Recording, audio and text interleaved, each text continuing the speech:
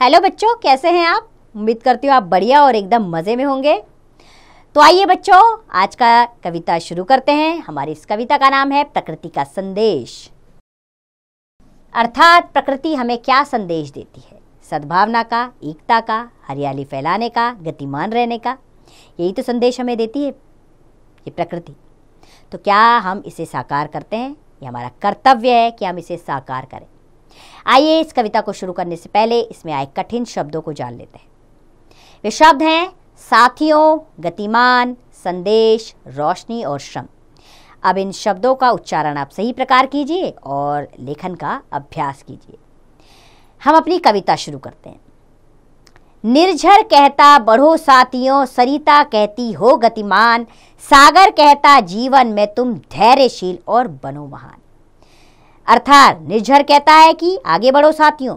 सरिता क्या कहती? सरिता यानी कि नदी कहती है गतिमान होना, यानी कि लगातार चलते जाना। सरिता कहती है, नदी कहती है कि रुकना नहीं है, लगातार कर्म करते रहो। और सागर क्या कहता है हमसे? धैर्यशील, धैर्य रखिए, धैर्य रखिए और महान बन जाइए। क्योंकि नदी तो बहती रहती है लेकिन सागर थोड़ा स्थिर रहता है।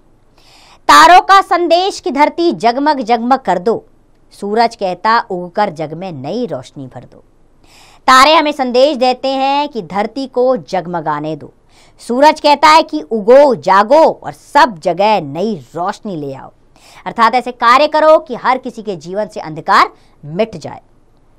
पौधे कहते हैं इस दुनिया में हरियाली सरसाना, सरसाना यानी कि फैलाना। अपने श्रम के फल फूलों से भूतल खूब सजाना है। भूतल अर्थात धरती, जमीन।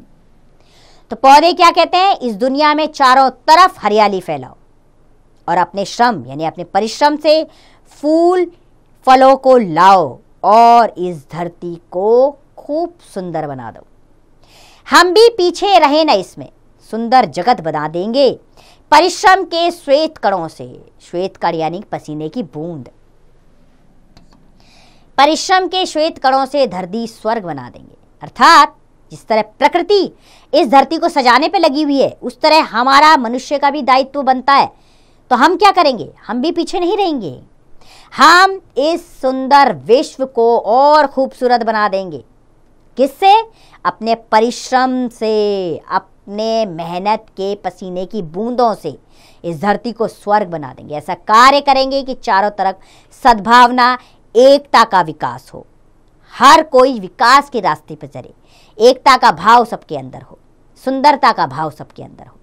ये हमारा कर्तव्य अब रहेगा। तो उम्मीद करती हूँ बच्चों ये कविता आपको पसंद आई होगी और आप इससे मिलने वाली सीख को अपने जीवन में अपनाएंगे, क्योंकि आप इस देश के भावी नागरिक हैं। आपका कर्तव्य है इस देश को आगे ले जाना। अब इसका अभ्यास कार्य आप स्वयं कीजिए।